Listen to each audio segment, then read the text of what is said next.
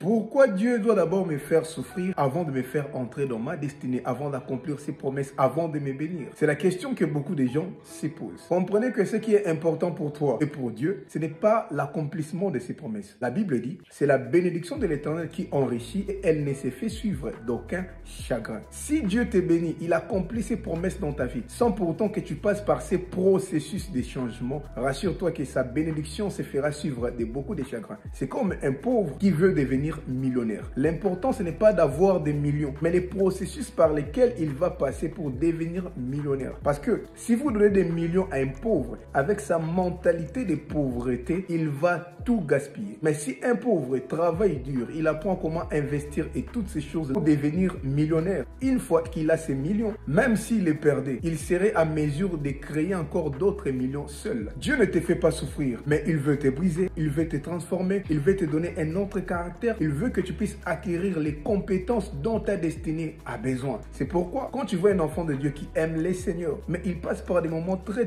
compliqués, tu n'as pas besoin d'être prophète pour comprendre qu'il a une grande destinée. Mais le problème, c'est qu'il doit comprendre pourquoi Dieu lui fait passer par là. Parce que s'il ne le comprend pas, ça va encore compliquer les choses. Il dira que c'est le diable qui les combat, alors que ça sera Dieu lui-même. Parce qu'après la mer rouge, ce n'est plus Pharaon, c'est Dieu lui-même.